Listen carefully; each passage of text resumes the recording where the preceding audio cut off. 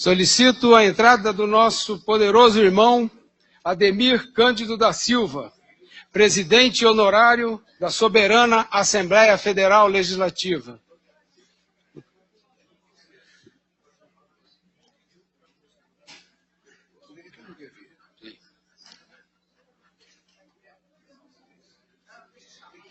Ademir, por favor, por gentileza. Não? Tá bom.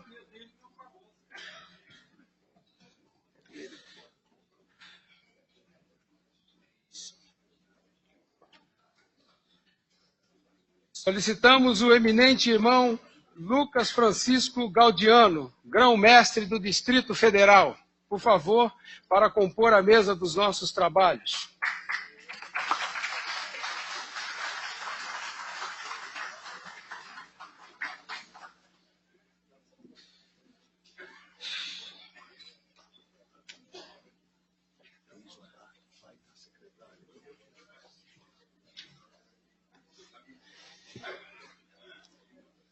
Chamamos o eminente irmão Adalberto Aloísio Eng, grão-mestre estadual de Santa Catarina.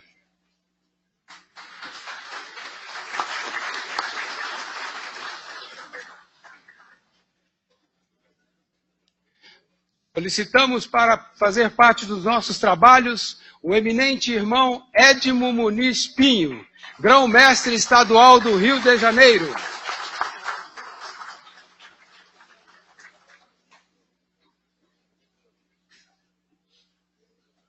Grande. Chamamos o poderoso irmão Laelson Rodrigues, grão-mestre geral de honra do Grande Oriente do Brasil.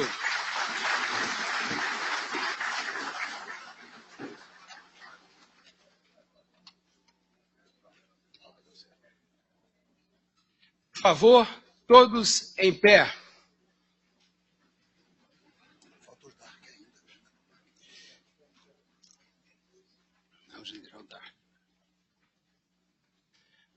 Antes, porém, convido o general de Exército da Reserva, Dark, por favor, queira comparecer para auxiliar nos nossos trabalhos.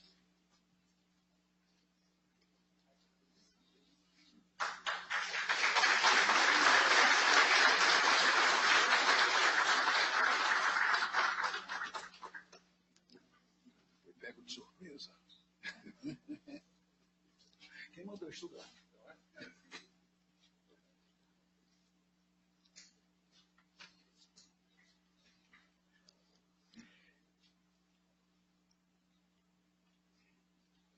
Solicitamos a entrada do sapientíssimo irmão Ricardo Maciel Monteiro de Carvalho, presidente da Soberana Assembleia Federal Legislativa, e do soberano irmão Marcos José da Silva, grão-mestre geral do Grande Oriente do Brasil, acompanhando o palestrante, general de Exército, o irmão Antônio Hamilton Martins Mourão, secretário de Economia e Finanças do Distrito Federal.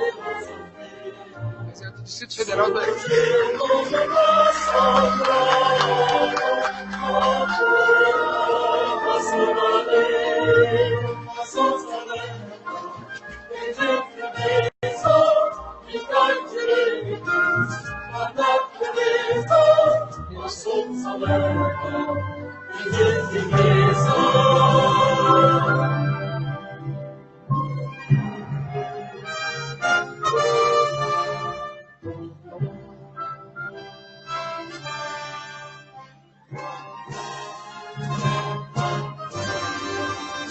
Agora faremos a homenagem ao Pavilhão Nacional.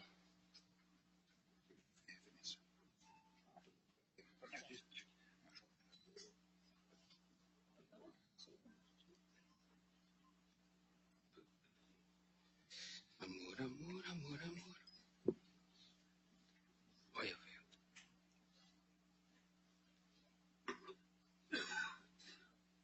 tá indo bem? Tá indo bem?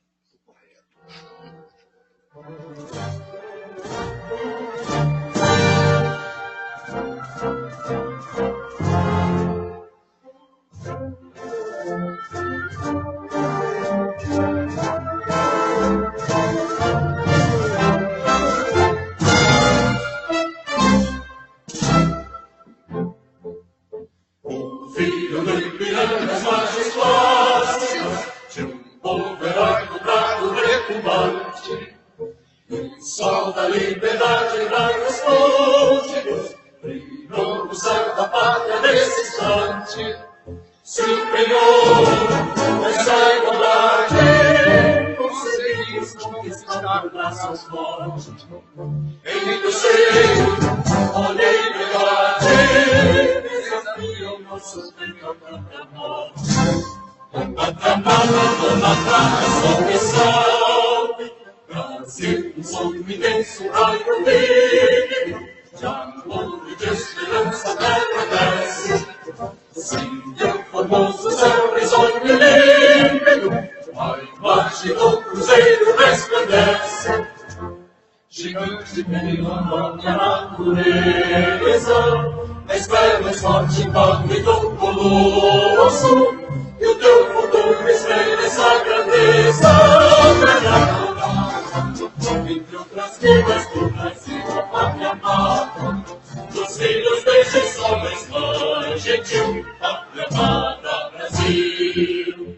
Deitado eternamente nesse espelho, ao som do mar e a luz do céu profundo, fulguras, ó Brasil, clarão da América, iluminado ao sol do novo mundo. Do que a terra mais arriba, teus sonhos negros campos têm mais flores, nossos bosques têm mais vida, nossa filha no teu seio mais amor. Sol de sol, Brasil de amor eterno seja o símbolo, lá o desenho estrelado, e digam bem de longo desta prova, mas no futuro igual no passado, os seres da justiça guarda forte, verás que o brilho teu não foge a luta. Ninguém jurou a própria morte. Entre outras vidas do Brasil, a pátria amada, os filhos destes homens, mãe gentil, pátria amada Brasil.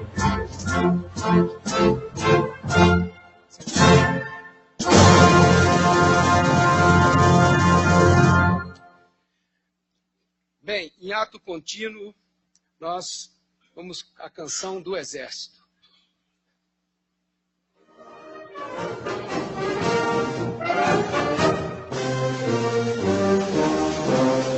Nós somos a pátria amada, fiéis soldados, por ela amada, nas cores de nossas marcas, brilha a glória, puxa a vitória, em nosso valor se encerra toda a esperança que o povo alcança. Mano de fora a terra, que brilha a glória, puxa a vitória. Mas queremos sofrer na guerra somos causador, porém se a pátria amada por um dia rajada, faremos sempre bom. Mas queremos sofrer na guerra somos causador, porém se a pátria amada por um dia rajada, faremos sempre bom. Como é sublime saber amar, com a alma adorar, até onde se nasce amor febril pelo Brasil do coração. Nosso que faz, que quando a nação querida entra o inimigo, correr perigo, se dermos por ela vida, e brilha a glória, puxa a vitória, assim ao Brasil parede, com terra e contra por fim brilhar. E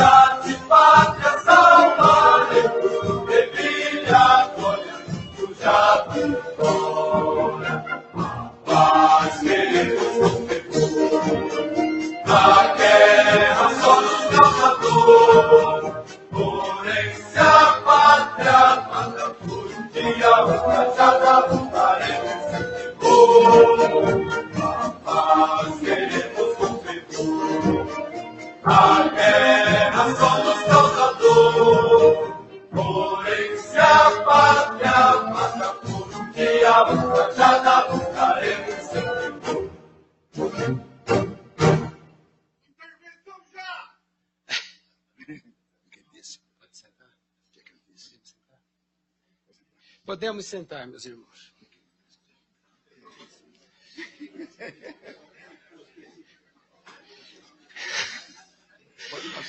Não, deixa eu só falar do título da palestra. Antes de iniciar a palestra do nosso general de Exército, irmão Antônio Hamilton Martins Mourão, quero dizer que ele vai desenvolver o tema sobre análise da conjuntura mundial da América do Sul e do Brasil. Eu passo a palavra ao nosso coronel Manuel Penha para que ele possa discorrer de forma sucinta, porque é uma lista imensa do currículo vitae do nosso general. Por favor, coronel.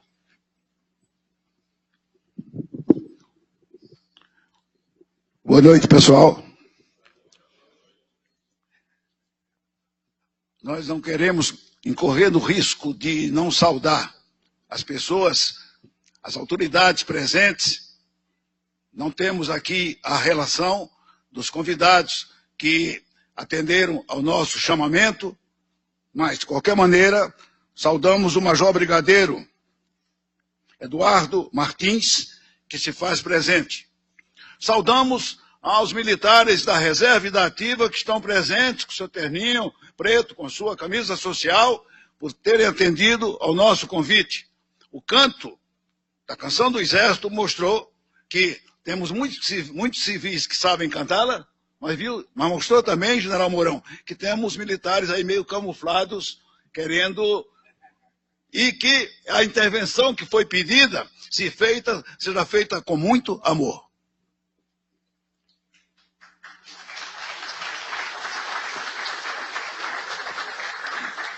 General Mourão, o nosso sapientíssimo irmão Ricardo, que está do seu lado esquerdo, que é o presidente da Soberana Assembleia Federal Legislativa do Grande Oriente do Brasil, ele, antes do senhor proferir sua palestra, ele vai dizer algumas palavras daqui a pouco, dizendo da razão do convite que foi feito e que serão feitas a outras pessoas. É isso, Ricardo? Ok.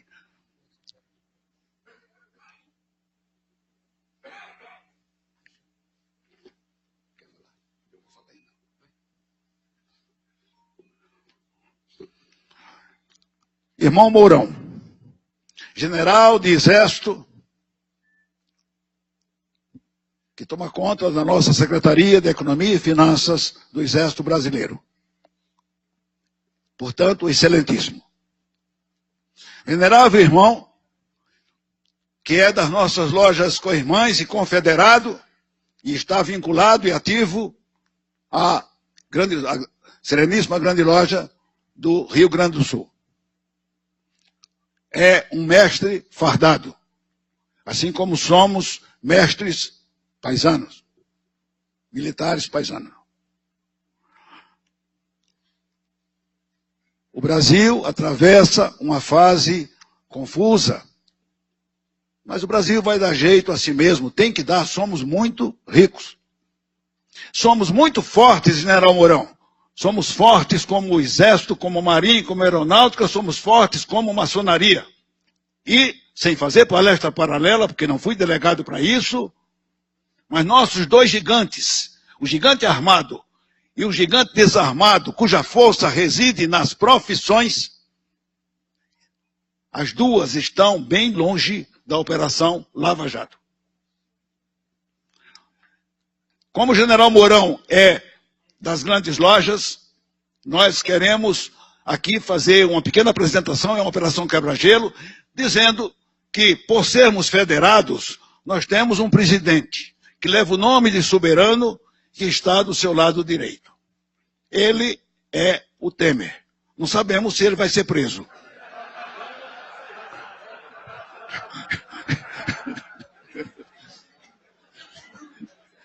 Viu que a operação é quebra-gelo mesmo. Do seu lado esquerdo está um senhor bem cabeludo, de nome Ricardo, que representa o Maia, que substituirá o Temer E não sei se será preso também, eu não sei se ele está gostando da comparação. À sua direita, longo, está um outro general de 4 estrelas, general Dark. Então temos o alto comando do Exército aqui representado por Vossa Excelência na ativa, e temos o alto comando do Exército na maçonaria, representado pelo general Dark. À direita do general Dark tem uma autoridade. Esse não está correndo muito risco, não. Ele seria o governador do Distrito Federal, que é o nosso irmão Lucas Eldiano, que é o dono do nosso terreno. Não vou descrever para a direita, nem para a esquerda curto, nem para a esquerda longo, torna-se desnecessário. Essa foi só uma operação quebra-gelo. Currículo do nosso irmão e general de Exército Mourão. General de Exército Antônio Hamilton Martins Mourão, da turma de 75 de artilharia da Academia Militar das Agulhas Negras, por onde ele foi graduado bacharel em Ciências Militares. Ele tem o curso especial de oficial de informações, categoria A, da Escola Nacional de Informações, ESNI, aperfeiçoamento de oficiais da arma de artilharia, quando foi graduado mestre. Ele tem os cursos básicos paraquedista do Centro de Instrução General Penha Brasil, lá no Rio de Janeiro. Os testes de idiomas de língua inglesa, língua francesa, língua espanhola, no nível B. É mestre de salto, portanto, comanda a aeronave em voo. Tem a escola de comando de Estado-Maior.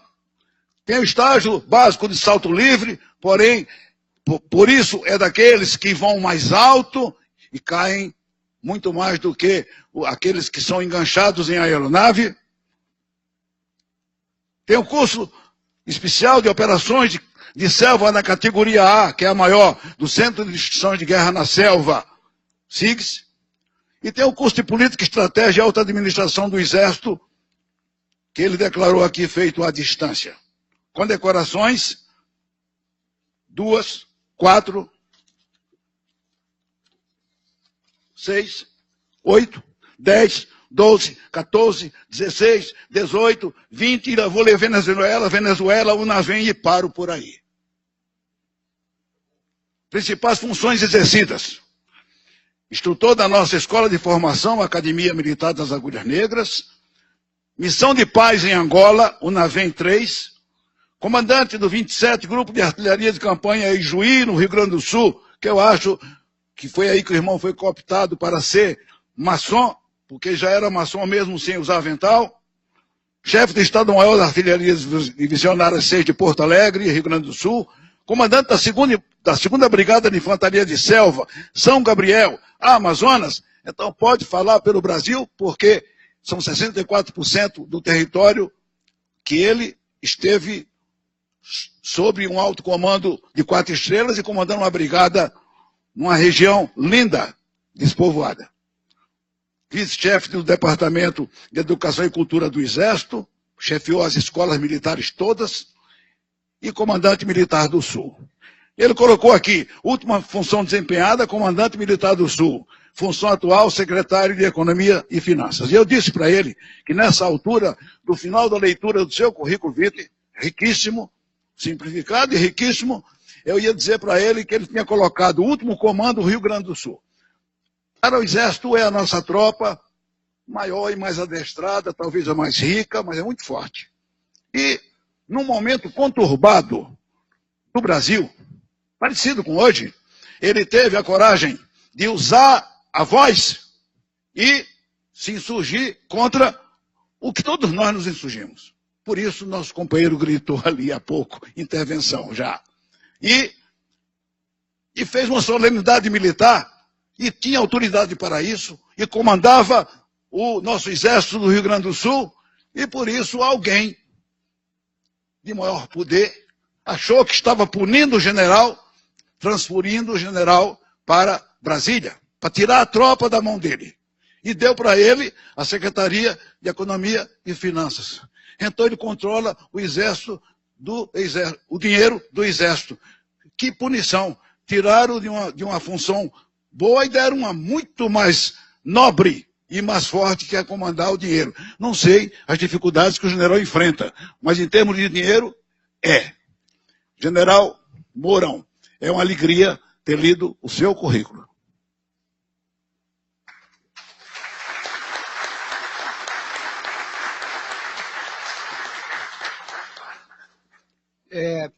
Gostaríamos de convidar para continuar os nossos trabalhos na formação da nossa mesa. Eles estavam em outras atividades. Por favor, eu chamo o irmão Ari para compor a mesa. O nosso chefe de gabinete da Soberana Assembleia Federal Legislativa. O nosso irmão Tofete. Convido também para formar a nossa mesa, ajudar nos nossos trabalhos. O irmão Tofete é o secretário da Soberana Assembleia Federal Legislativa. Competentíssimo demais. Muito obrigado pelo convite. Eu realmente estava organizando ali. Bom, senhoras e senhores, a dinâmica da palestra do general Mourão, nós vamos seguir mais ou menos o que nós temos seguido aqui, nas anteriores. Eu tenho aqui 20 vamos chamar de papéis, para a formulação de perguntas. O interessado vai pôr o nome, e-mail e telefone. Por quê? Nós vamos sortear, escolher aqui ao final 5 perguntas para que o general responda aqui ao vivo. As demais serão encaminhadas à assessoria, que já fez o compromisso, que vai responder todas através do e-mail. Para que não fica realmente... Vamos estabelecer esse critério, ok? Já está acertado com o palestrante. Eu vou, antes de ocupar meu lugar na mesa, eu vou estar aqui embaixo, distribuindo para quem estiver interessado. Vou distribuir logo agora, porque algum assunto que ele for falando já é de interesse para fazer alguma pergunta, ok? Muito obrigado. Daqui a pouco eu assumo meu lugar. Eu convido também o Major Brigadeiro Martins para que possa fazer parte dos nossos trabalhos.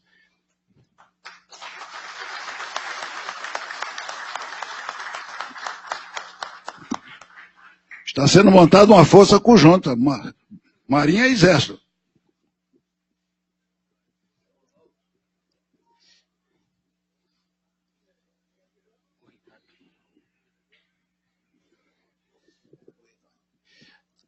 Pois bem, passo a palavra agora ao presidente da Soberana Assembleia Federal Legislativa, nosso sapientíssimo irmão, Ricardo de Carvalho.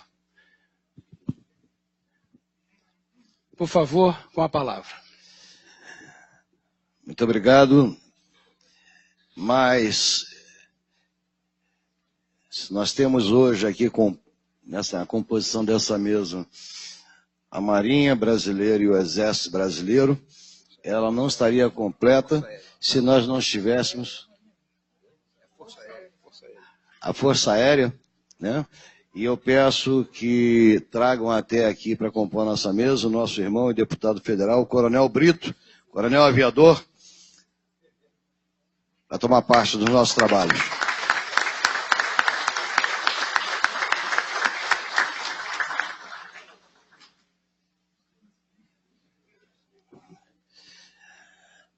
Meu querido amigo e presidente da Comissão Institucional de Relações da Soberana Assembleia com as Forças Armadas Nacionais, Coronel Penha, muito obrigado. Qualquer semelhança com a apresentação da mesa foi mera fatalidade, não existe. Quero agradecer a presença de todos, quero saudar a nossa mesa, na pessoa do nosso grão-mestre do Distrito Federal, irmão Lucas Gaudiano, satisfação muito grande. Agradecer ao nosso amigo, irmão, General Antônio Mourão, por abrilhantar a nossa noite com a sua palestra. Agradecer a presença de todos, irmãos, deputados, senhoras, senhores. E eu tenho hoje uma satisfação especial em poder receber meu irmão General Mourão. General Mourão, ele é uma pessoa de posições muito firmes, e eu diria que, sem sombra de dúvidas, sem medo de errar, um dos maiores patriotas que teve a coragem de levantar a sua voz num momento mais crucial em que nós vivíamos, de um verdadeiro descrédito, onde imaginava-se que poderiam usar as Forças Armadas a seu bel prazer. É muita coragem. E ele parabeniza o coronel. E parabenizo pelo compromisso assumido, pelo juramento. Lhe parabenizo pelo compromisso assumido com a sua iniciação na maçonaria. Vivemos hoje, dentro da nossa nação, um momento de total falência e descrédito nas instituições. Atravessamos a maior crise que o nosso país já enfrentou ao longo da sua história. Do alto dos meus 59 anos, eu já enfrentei 13 planos econômicos. Enfrentamos todas as adversidades que poderiam ser impostas ao povo brasileiro e com muita luta, com muita garra. Isso é uma particularidade desse povo, general. O povo brasileiro tem essa particularidade de vencer as dificuldades. Lutar e acreditando que cada dia pode ser melhor. E nós fomos com todas as dificuldades, construindo, ajudando a construir essa nação. Mas hoje, nós estamos completamente e infelizmente descrédulos das instituições que administram o nosso país. Vivemos em especial uma crise institucional, uma crise de segurança, uma crise ética e moral. Fosse apenas uma crise financeira, nós teríamos toda a capacidade do mundo de trabalhar mais e vencer essa crise financeira. Mas não podemos mais sozinhos lutar contra um sistema completamente falido, que tem interesses completamente distorcidos do que são os interesses da nação brasileira, do que é importante para o povo brasileiro. E eu me recordo que quando da sua entrevista, naquela rádio em Porto Alegre, eu me senti muito feliz, porque eu pensei comigo, alguma coisa há de acontecer. Eu vejo hoje um patriota, um general, levantar a sua voz definitivamente, mostrando que o Exército Brasileiro, que as Forças Armadas não estão ali para proteger ninguém, a não ser o cidadão brasileiro. O povo brasileiro. Essa é a função das nossas Forças Armadas. Eu tive, há 30 dias atrás, em Santos, e tive a grata satisfação de poder abraçar e cumprimentar o general Campos. Um excelente patriota, um excelente general, uma folha de serviços prestado à nação também muito grande. Mas nós chegamos hoje a uma situação que nos bota numa situação muito difícil. Quando nós poderíamos imaginar que nós íamos ter que usar o Exército, teríamos que recorrer às Forças Armadas para tentar garantir a segurança e a estabilidade de um povo. A exemplo do que a gente vive hoje no Rio de Janeiro, onde nós tivemos a força do Exército fazendo uma verdadeira operação em favor da segurança do cidadão do Rio de Janeiro. E hoje esse Exército, esse mesmo Exército, tem que voltar, tem que expor os nossos soldados a uma situação que vivemos de guerrilha urbana para tentar garantir a paz do cidadão carioca. As coisas não vão bem para o nosso país, general. Os princípios foram todos distorcidos. O povo brasileiro não mais aguenta essa situação. Não existe saída. Não é uma eleição prevista para 2018 que vai mudar a situação do país. todos, quase que sem exceção, dos nossos representantes, deputados, senadores, estão envolvidos em algum esquema de corrupção. A corrupção nesse país se tornou uma coisa tão banal que na segunda-feira a gente assiste a um escândalo e na terça-feira já estamos esperando o próximo. O povo brasileiro já não se escandaliza mais com a falta de postura ética e moral de seus dirigentes. Os investimentos internacionais, que são muito importantes para o nosso país, pararam.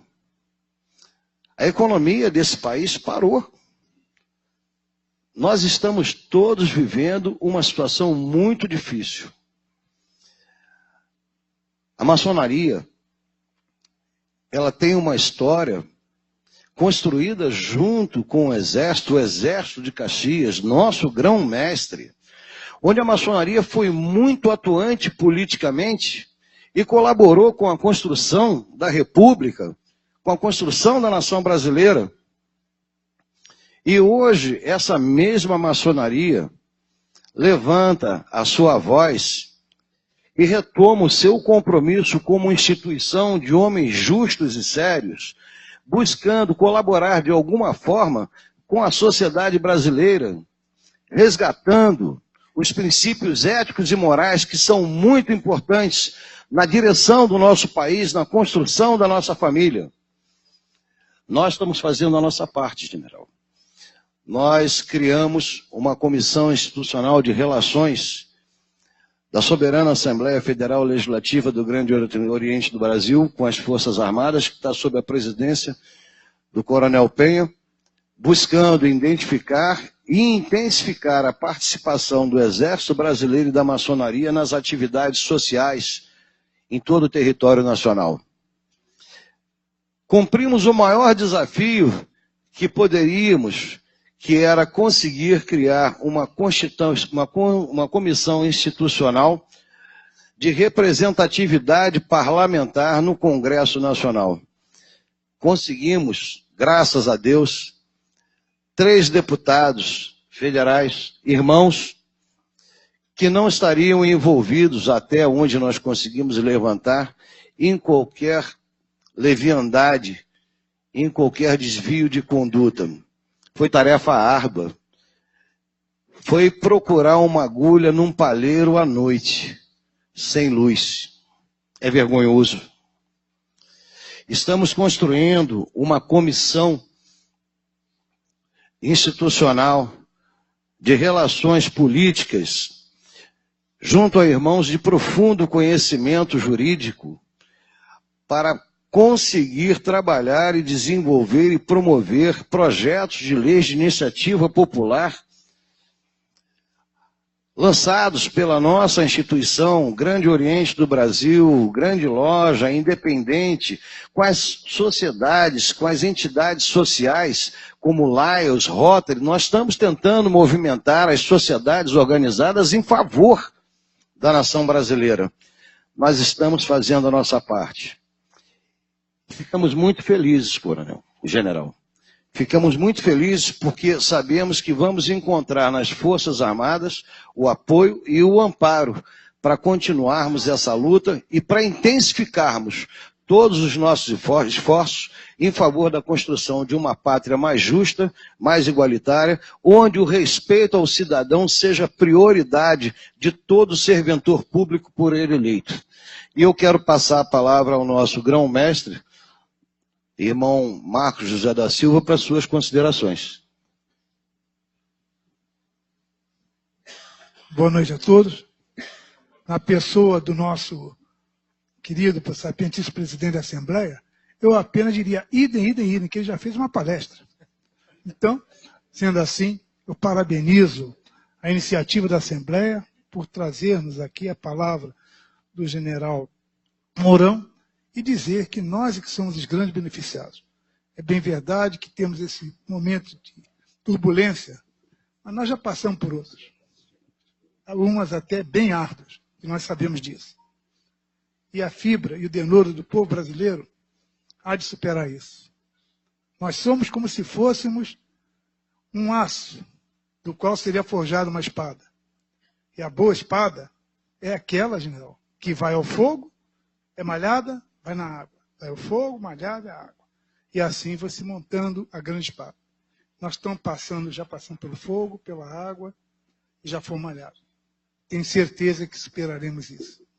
Não só confiando nos nossos irmãos maçons, nossos irmãos também militares, mas acima de tudo, a nossa confiança em Deus, que Ele sabe tudo e a Ele devemos tudo. Obrigado pela essa gentileza.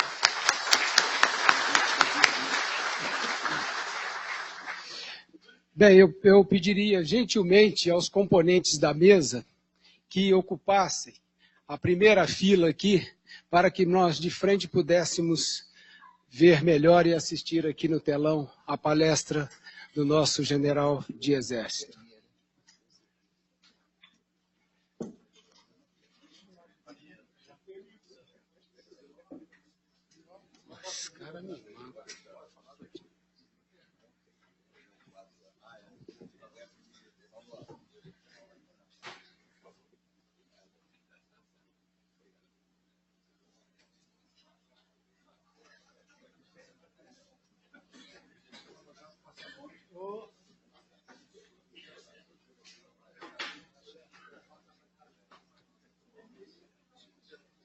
Responsável pelo lavradio.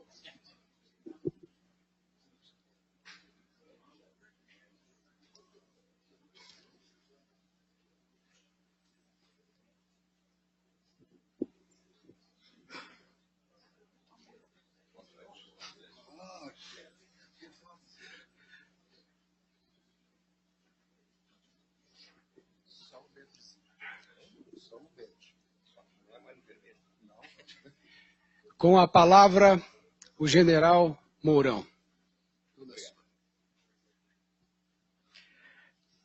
Caros e caríssimos irmãos,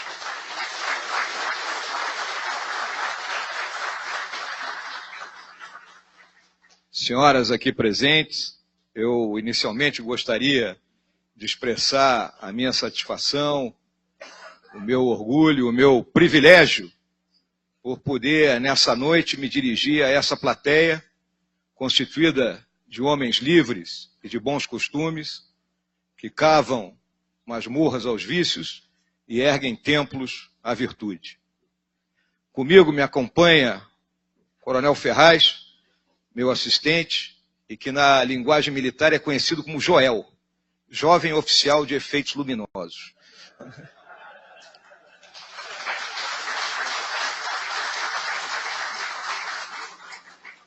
O que eu vou apresentar aqui aos senhores e às senhoras é a minha visão. Por isso que eu coloco uma visão daquilo que nos cerca. Em todos os fóruns que eu compareço, eu deixo muito claro que eu não sou o dono da verdade. Cada um de nós tem seus conhecimentos, suas habilidades, suas atitudes, seus valores, suas experiências, né? E isso dá uma percepção. E é isso que eu vou tentar transmitir aqui, de forma a mais objetiva possível, a todos os senhores. Como antigo integrante, eterno integrante, digamos assim, da atividade de inteligência, eu sempre gosto de me reportar a essa frase do John Foster Dulles, foi secretário de Estado dos Estados Unidos e um dos criadores da Agência Central de Inteligência, onde ele diz que a inteligência é o mesmo que clarevidência, é um tipo de ofício artesanal de profetizar. Mas o que eu quero dizer com isso? É que quando a gente trabalha buscando enxergar o que acontece na nossa volta, a gente normalmente se encontra naquilo que nós chamamos de um estado de opinião, que é entre a dúvida e a certeza. Por isso que eu enfatizo que aqui eu tocarei na minha visão. Vamos seguir esse sumário, uma rápida introdução. Farei uma análise da conjuntura, conforme foi dito aqui no início da nossa atividade, abrangendo o mundo de hoje, a América do Sul, que é o nosso entorno próximo, e o nosso país. Vou discorrer alguma coisa do que eu penso que tem que ser o Estado moderno, que é para onde nós temos que dirigir. E vamos a uma conclusão. Pode ir, Ferraz. Essa transparência, né, eu podia até colocar aí, em homenagem ao Brigadeiro Martins e ao Coronel Brito, que não existe céu de brigadeiro, né? Mas não existem mais mares tranquilos. O mundo de hoje, ele é cataclísmico. Ele muda constantemente. Ele nos chacoalha, ele nos atinge. Por quê? Porque existe uma velocidade de informação muito grande. Se nós colocarmos aqui eu estou com uma plateia de gente experiente, né, que já viveu outras épocas. Se nós voltarmos, não muito tempo atrás, 45 anos atrás, vamos colocar aí, nós não tínhamos rede nacional de televisão, não havia televisão colorida, não tinha internet, a gente trabalhava na máquina de escrever, ou seja, as informações eram transmitidas de forma muito mais lenta. Para mim, que morava lá no interior do Rio Grande do Sul, para chegar a música mais nova, alguém tinha que ir ao Rio de Janeiro comprar um long play, não é? Ou então um compact disc. Não é? Todos aí devem lembrar disso. Colocar numa vitrolinha e ouvir a última dos Beatles, ou do Creedence, ou seja lá, o conjunto, não é? Que todos nós gostamos um dia. Né? Então era um mundo tranquilo, mundo calmo, sereno. Hoje não. Hoje as coisas mudam por quê? Conforme falou o Ricardo, segunda-feira acontece uma coisa, na terça outra, na quarta uma terceira, e a gente não sabe para onde vai. Então essa é a realidade que nós estamos vivendo e que nós temos que enfrentar. Não podemos fugir disso. Próximo, Ferraz. Então, mais do que nunca, a gente precisa vigiar com muita atenção tudo, porque o mundo está complicado. Próximo. E como é que está esse mundo de hoje? Ele tem a hegemonia militar de uma hiperpotência militar, tecnológica e econômica. Ninguém tem dúvida que os Estados Unidos da América, por mais que passem por abalos, né, nós estamos vendo agora o furacão que arrasou Houston. Os senhores podem ter certeza que daqui a 3, 4 anos Houston está de pé. Está tudo funcionando de novo. Por quê? Pela capacidade do povo. Então, é uma realidade. Não adianta fugir disso e não adianta ser xenófobo com isso. Temos 3 grandes blocos econômicos que vivem em crise. O bloco asiático, o bloco europeu e o nosso bloco americano. Instabilidade e competitividade. Essa velocidade das informações, a capacidade de se comunicar em tempo real, leva a uma competição muito mais acirrada. Conflitos disseminados em larga escala. Nós temos conflito no mundo inteiro. Por favor, Ferraz. Nosso país aparece aqui, como conflito de drogas. Né? O México tem uma guerra lá com as drogas. A África, né? Com Nigéria, Congo, Sudão do Sul, República Centro-Africana, onde nós estamos pretendendo mandar uma missão de paz para lá, um batalhão nosso que esteja saindo do Haiti. Ucrânia, Turquia, Síria, Iraque, Afeganistão, Paquistão, Iêmen, Somália. Então o conflito está aí. Nós estamos a qualquer momento algo pode acontecer. E o flagelo da guerra nos atingir. Próximo. Pode seguir, Ferraz.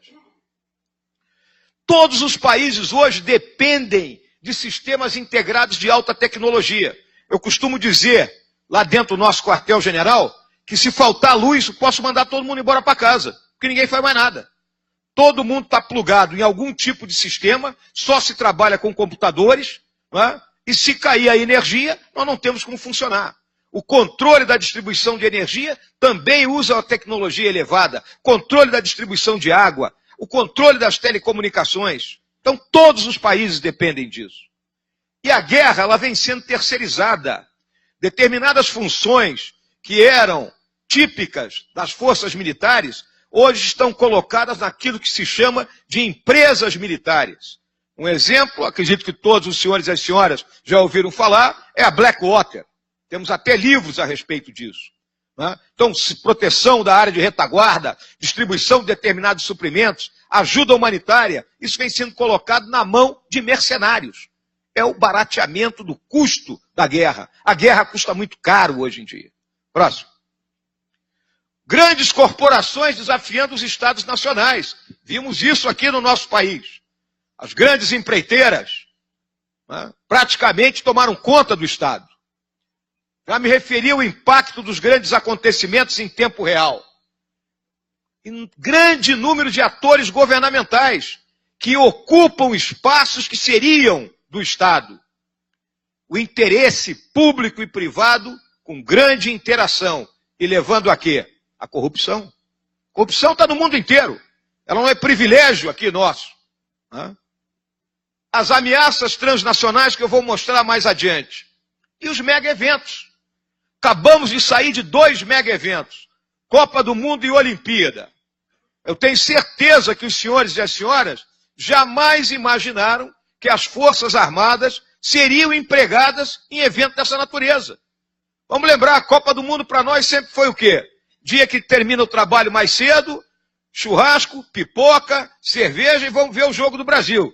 Que ultimamente não tem nos satisfazido muito, né? Mas essa é a realidade. E de uma hora para outra, tivemos que ser empregados na segurança desses eventos. Tal a magnitude que isso atingiu, e atingiu por quê? Próximo, Ferraz. Por causa dessas ameaças. Está lá o terrorismo. O terrorismo está solto no mundo. O Brasil é campo aberto para isso. Inúmeros atos terroristas são praticados hoje. Quando se queimam ônibus, quando se bloqueiam estradas, isso é ato de terrorismo. O crime organizado, né?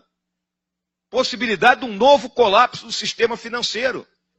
Aí o pessoal alardeando que a Bolsa de Valores atingiu 75 mil pontos. Vamos olhar lá. São 4 grandes empresas que detêm 60% das ações. 2 são banco, Itaú e Bradesco. E as outras 2 são empresas de commodities, Petrobras e a Vale. O resto são pequenas empresas. Fluxo de capitais ilícitos, né? Hoje está havendo uma união mundial para conter isso. A lavagem de dinheiro que ocorre. Né? Tivemos há pouco aí aquela dinheirama encontrada lá em Salvador, lá com o nosso amigo, digamos assim, entre aspas, Gedel, né? Que tomava banho com o dinheiro, né? Tal a quantidade de impressões digitais que havia nele. Migrações ilegais. Né? Aqui em Brasília nós não vemos isso muito, mas vão ao Rio de Janeiro, caminhem na orla de Copacabana no final da tarde e vão ouvir línguas africanas, espanholas, haitianos e por aí afora. Conflitos armados, doenças infecciosas, a febre amarela voltou, chikungunya, zika, coisas que nós julgávamos banidas, esgotamento das fontes de energia. E o nosso país tem muita fonte de energia. Olham para a gente com olho grande. Espionagem, a instabilidade dos regimes, colapso dos sistemas de informação, tal a quantidade de dados que vem sendo acumulado. A ampliação das simetrias, o gap tecnológico, a guerra cibernética. Todo dia tem um vírus novo invadindo o mercado. Todo dia as nossas instituições são atacadas. Catástrofes ambientais e climáticas. O clima mudou, senhores e senhoras. Não adianta tapar o sol com a peneira. Vamos lembrar o seguinte, há 50 anos atrás, se dormia no Rio de Janeiro, General Dark, sem ar-condicionado, na Vila Militar. O senhor imagina isso hoje? Não? Aqui em Brasília ninguém usava ar-condicionado há 40 anos atrás. Não havia isso. E hoje nós não vivemos sem isso. Por quê? Porque o clima mudou. O clima mudou. Próximo. E a política? A política é especial, né? Ricardo fez um toque aí a respeito. São escravos das pesquisas de opinião. Todo político tem um marqueteiro e se ele chegar nesta plateia aqui, ele vai falar tudo aquilo que é música para os nossos ouvidos. Porque o marqueteiro vai dizer o que ele tem que fazer. Ainda estamos vivendo sob a ditadura dos conceitos de esquerda e direita, que estão abraçados na corrupção, né? Os dois. Agora, senhoras e senhores, existe algo mais anacrônico do que esses dois conceitos? Isso vem da Revolução Francesa, vem do final do século XVIII, da Assembleia dos Estados Gerais, e ainda continua-se com essa visão. O Estado, a nação, ela tem que ter um caminho, um futuro, e cada governo vai buscar manter aquela rota, um pouquinho para cá, um pouquinho para lá, mas a rota é uma só. Infelizmente, isso não ocorre.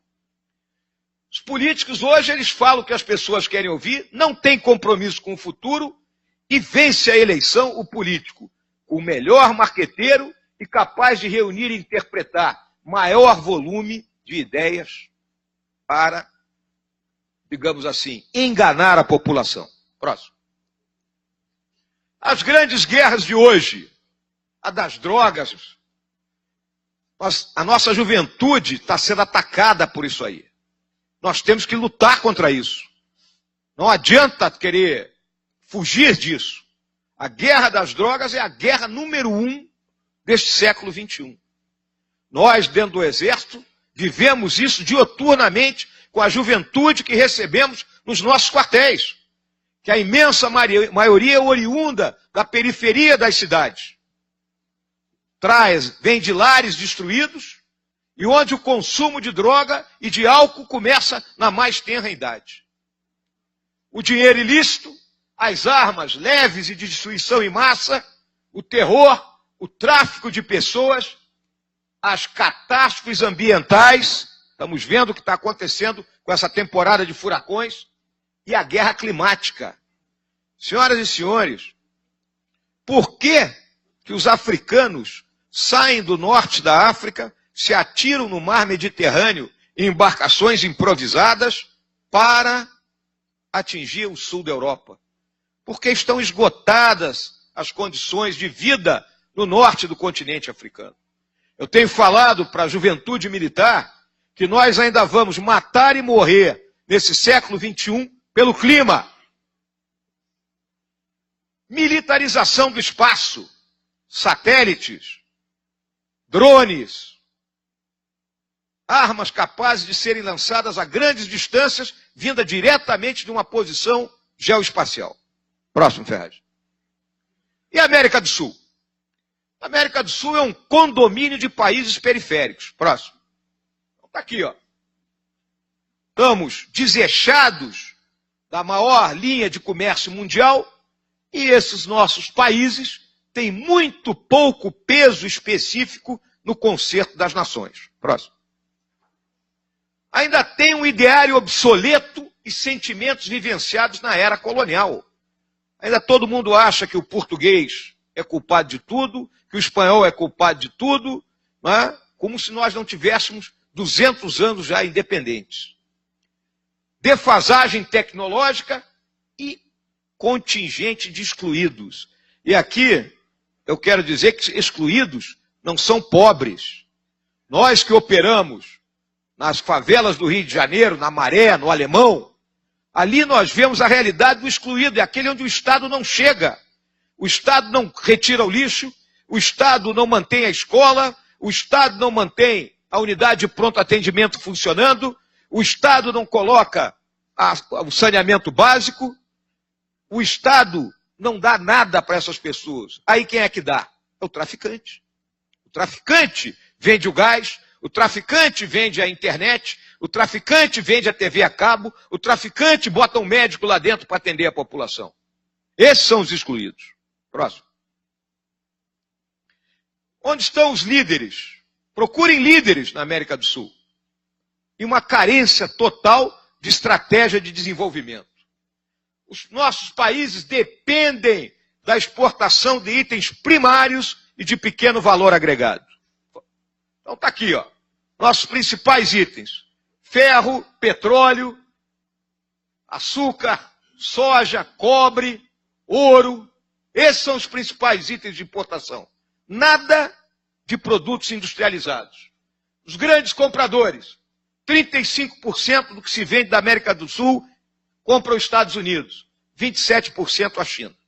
São os dois grandes compradores. Próximo. Regimes políticos frágeis. Está aí, ó, Venezuela com problema, Equador com problema, Bolívia com problema. insegurança institucional ligada à fragilidade dos regimes. E aqui, senhoras e senhores, temos conflitos regionais adormecidos. Muita gente acha que o nosso entorno próximo é tudo tranquilo e não é. Vamos lá. A Venezuela tem uma pendência com a Guiana em torno da região do Essequibo. Existe a região do Triângulo do Ouro no Suriname. A Colômbia e a Venezuela têm uma pendência por essa Península Guajira, que é uma questão de exploração de petróleo. O Equador e o Peru foram à guerra há 20 e poucos anos atrás.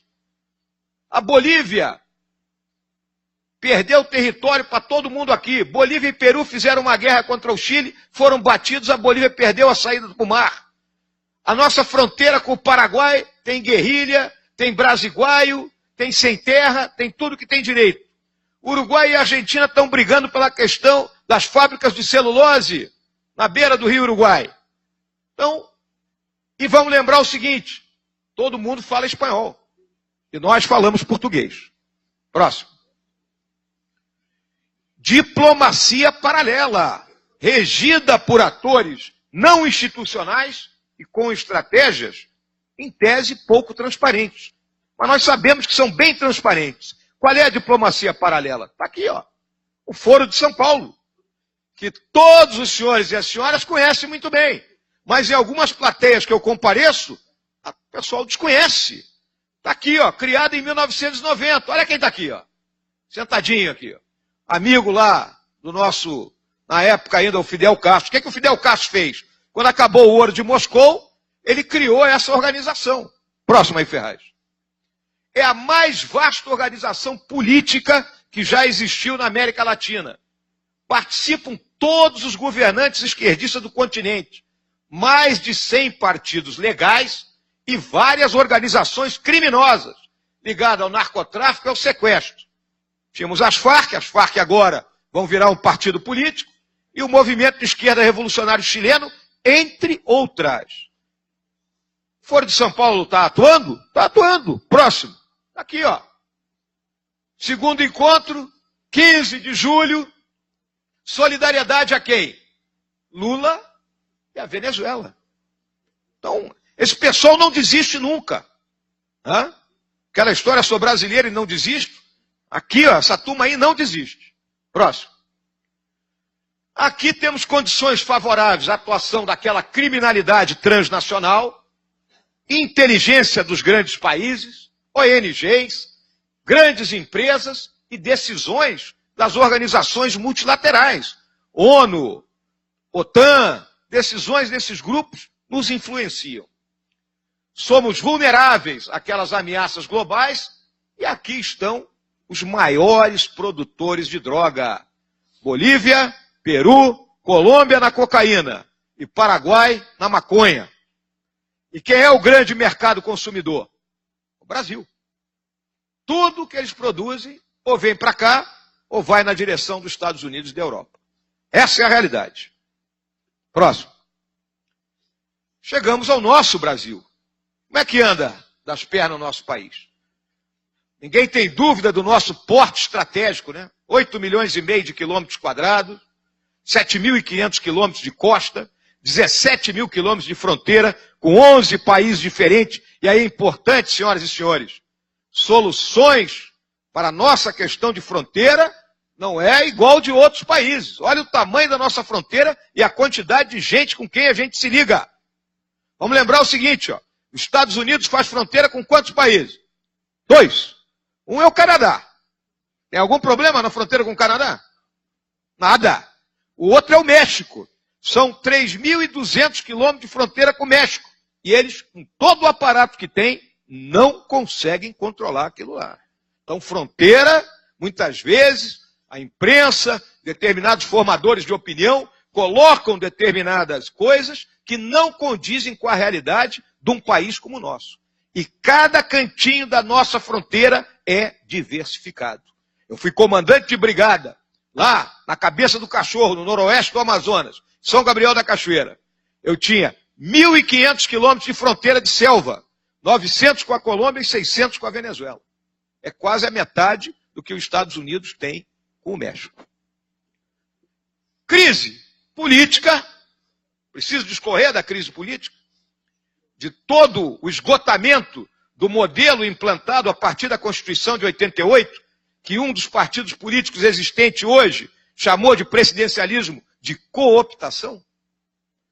Preciso discutir da baixa representatividade dos poderes da República. Preciso tratar da forma como nós temos uma proliferação de partidos que não representam a ninguém. Algum dos senhores e as senhoras se sentem representados por algum partido político existente? Está coerente com as ideias que a gente comunga? Então nós precisamos reformar a nossa política, com urgência, para que ela viva com P maiúsculo e não com P minúsculo. A crise psicossocial, a crise de valores da sociedade, Ricardo tratou dela. O Ricardo esgotou praticamente a minha palestra. Essa crise, ela está atacada onde? Na célula máter da sociedade, que é a família. A partir do momento que se busca destruir a família. Nós vimos agora essa questão do Banco Santander patrocinando uma exposição onde até zoofilia era mostrada para crianças. A que ponto a gente chega? Eu vou abordar mais ela mais adiante. Mas eu vou falar agora da crise econômica. Pode tocar aí, Ferraz. É o nosso Harvey. Né? O Harvey lá nos Estados Unidos, ele destruiu o Houston. E aqui? Começa na Constituição de 88. Aquela de não sei quantos artigos, não sei quantas emendas. A Constituição Cidadã, que regula do alfinete ao foguete, regula o horário de trabalho do bancário, os juros. No artigo 5º, que tem 70 e tantos direitos individuais, né? O falecido Roberto Campos jocosamente dizia que um dos itens lá está dito que todo brasileiro tem direito à vida. Quando ele morresse, a família entraria contra o Estado, porque deixou ele morrer, já que todo mundo tem direito à vida. Né? Cheia da palavra direito e pouquíssima da palavra dever. Dali tivemos a hiperinflação. Todos os senhores e senhoras estão lembrados do final do governo do Sarney, né? 89% de inflação ao mês. Talvez o pessoal mais novo aí não lembre.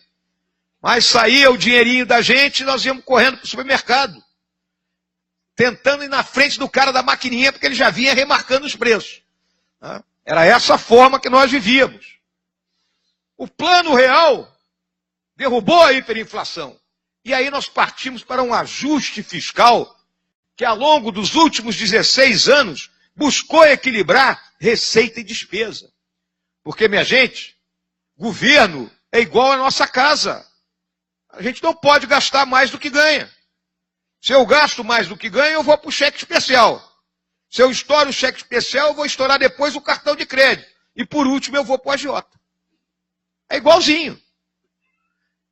Fizemos as privatizações, a busca do equilíbrio das contas e uma matriz econômica, macroeconômica, digamos assim, com a meta da inflação.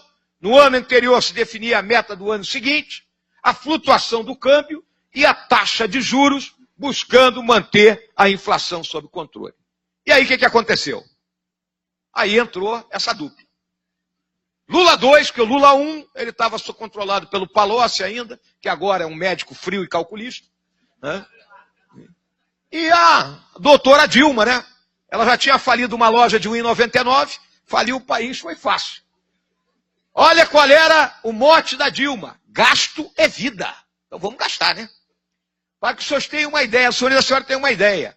Ao longo desse período, os gastos do governo aumentaram 51% acima da inflação. E a arrecadação aumentou 14%. Não pode dar certo. Criar essa nova matriz econômica. Endividamento de famílias e empresas, valorizar o câmbio, as desonerações fiscais, ou seja, primeiro começou com determinados setores, tendo um alívio no pagamento dos tributos. A partir daí, né, todo mundo quer sua sinecura, seu privilégio. Não, também quero. De modo que no final das contas ninguém mais estava pagando tributo, ou estava pagando de forma reduzida. E a redução dos juros por decreto. E aí os famosos subsídios.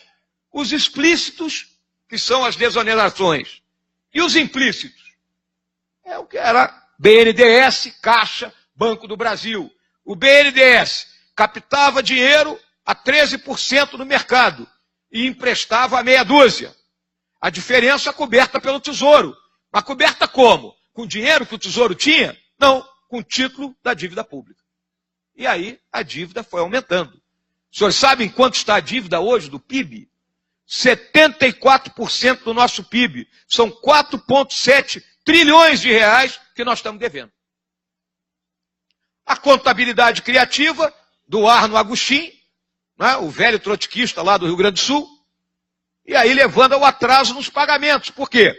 A Caixa paga os benefícios, auxílio-desemprego, benefício de prestação continuada, e o governo tem que ressarcir a Caixa. Aí o governo não ressarcia, pedalava, jogava para o outro ano e deixava o prejuízo na conta da Caixa. E aí, déficit fiscal, né, e aumento da dívida. Observem o déficit. 2012 nós tínhamos superávit. Isso aqui é resultado primário. Resultado primário é conta de padaria. É receita menos despesa. Não entram aí os juros da dívida pública. Então, 104 bilhões em 2012, 2013, 91, aqui ó, 2014. Tínhamos que fazer o diabo para sermos eleitos. Não era isso aí? Menos 32,5. 15, menos 111. 16, menos 154. E agora, menos 159 bilhões. Essa é a situação do governo brasileiro, senhoras e senhores. Eu tenho alertado meus companheiros na minha instituição sobre isso, porque em determinado momento o Estado pode quebrar. A economia, ela anda, mas a economia estatal, ela não está andando. Próximo. E o resultado final disso aí? Se criou um novo regime fiscal. Qual é o novo regime fiscal? A pizza do governo é uma. O que é que ela aumenta para o ano seguinte? De acordo com a inflação do período de julho de A-1 até junho de A. Esse aqui é o orçamento, só pode aumentar nisso. Então engessou o orçamento. E a vida real? Por determinação constitucional, as despesas com previdência, pessoal e benefícios crescem acima da inflação. Em consequência, vai aumentando a parte da pizza das despesas obrigatórias e aquilo que se chama de despesas discricionárias, que são o investimento e o custeio da máquina pública, vai sendo comprimido. E aí o governo para. Ele vai ficar só pagando gente. Até quando? Prazo é 2022. Em 2022, se nada for feito, o orçamento da União será todo consumido pelas despesas obrigatórias. Próximo. Para cumprir a meta, está aqui que eu falei, o governo tem que cortar gastos com custeio e investimento, e com isso falta um recurso para saúde, educação, defesa.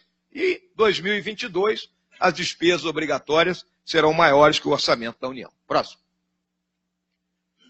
E aí eu trago essa frase do Roberto Campos, uma conclusão parcial, né? Que a diferença entre a estupidez e a inteligência é que a inteligência é limitada, infelizmente. Essa é a realidade. Próximo. Pode ir, Ferraz, isso aí já... Bom, nichos de pobreza... Volta, Ferraz. Perdão. Nichos de pobreza preocupantes aqui no nosso país. A infraestrutura logística. Nós construímos um modelo inicial montado em cima de rodovias, não conseguimos ter a interoperabilidade. Não é possível que com 7.500 quilômetros de costa, com portos, a gente tire uma carga do Rio Grande do Sul para o Rio Grande do Norte em lombo de caminhão. Próximo. Bases institucionais do nosso país frágeis. Aplicação desequilibrada das expressões do poder nacional. Só temos 1,2% do comércio mundial. E dependemos de tecnologias alienígenas.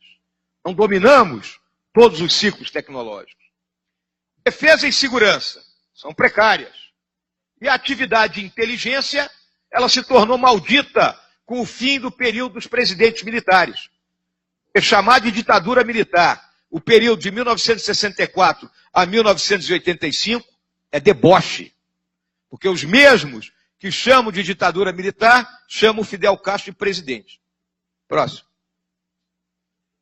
Atores à margem da lei, abrigados em áreas e segmentos carentes da população e em atividades envolvidas pelo Estado. Então aqui estão os dois grandes grupos de bandido que nós temos.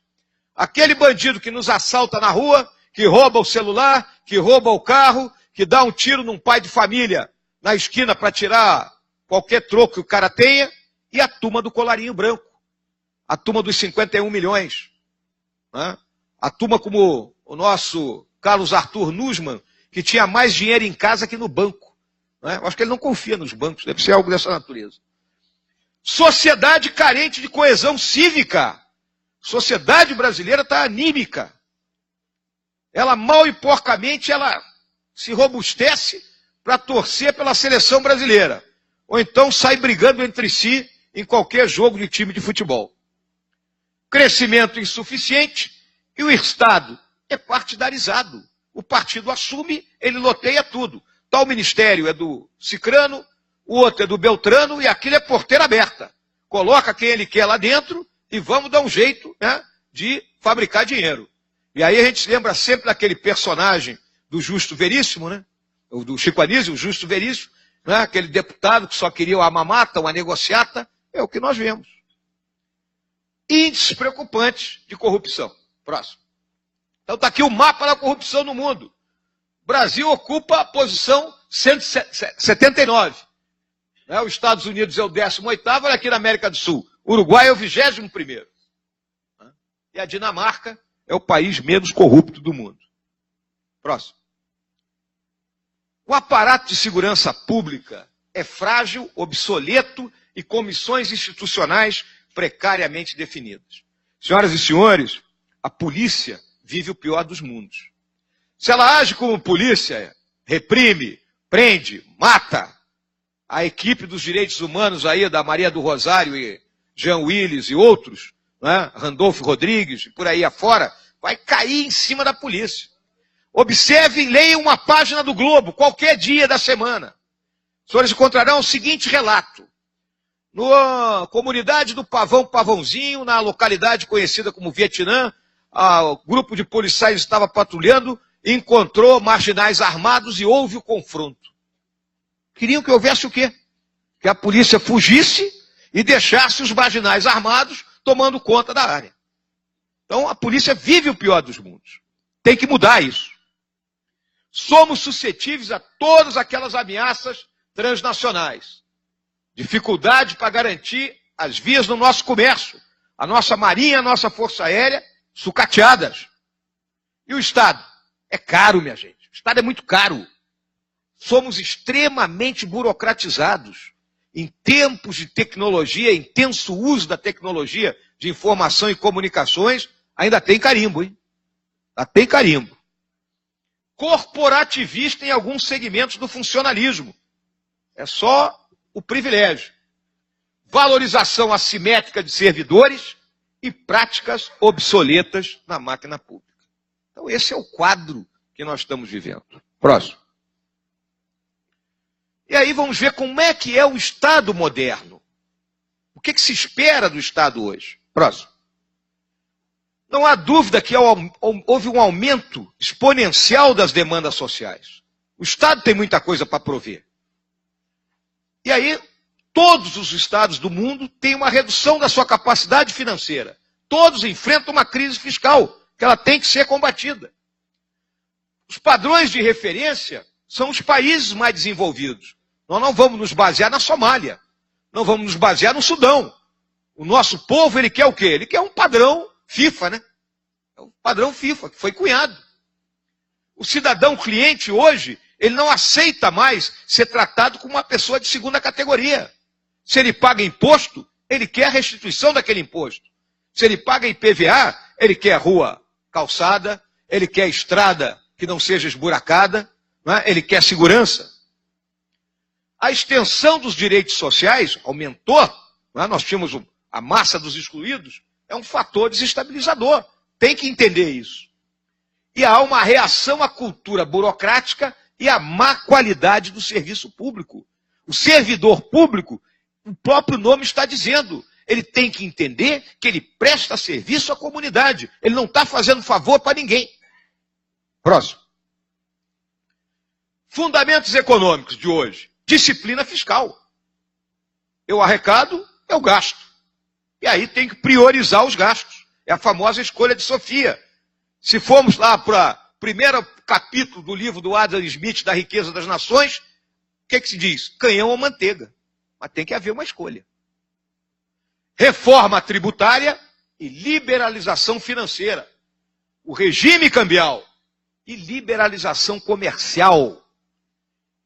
Ninguém pode temer investimento estrangeiro. Nós ainda estamos naquela... Não, vão tomar a Amazônia, vão comprar as terras na fronteira. Não podemos temer isso. Se nós não temos poupança interna, nós temos que usar a poupança externa. Privatização, sim. Desregulação. Vamos liberar as coisas. E a questão da propriedade intelectual. Próximo. Nova gestão pública, gestão profissional no setor público. Não pode contratar qualquer um. É meu amigo, agora eu dou um cargo de confiança. Padrões explícitos e medidas de desempenho. A meritocracia. Tem uma massa de gente que trabalha no serviço público, você fala meritocracia, ele começa a tremer. ênfase nos controles, está aí, Tribunal de Contas, né? Todos eles pressionando. Satisfação do cidadão e na qualidade do serviço. Autoridade delegada, não pode ter centralização ao excesso num país do tamanho do nosso. E competição, a competição faz bem. Disciplina e parcimônia no uso dos recursos. E está aqui, ó, extenso uso das novas tecnologias. Próximo. E a governança? Estado é entendido como um organismo plural. Especificar os objetivos das políticas públicas é a famosa transparência. E aí levando a interação com a sociedade, o uso das redes, a comunicação hoje, ela flui pelas redes. Relações baseadas na confiança e contrato. Políticos com liderança. E a transparência, que eu já me referi. Próximo. E aí o Estado se transforma de um Estado de serviço, produtor do bem público, em um Estado que serve de garantia à produção do bem público. Então o Estado ele tem que encolher para fazer isso. De um Estado ativo, provedor solitário do bem, é um Estado ativador, fomentador, que aciona e coordena os outros atores a produzir com ele.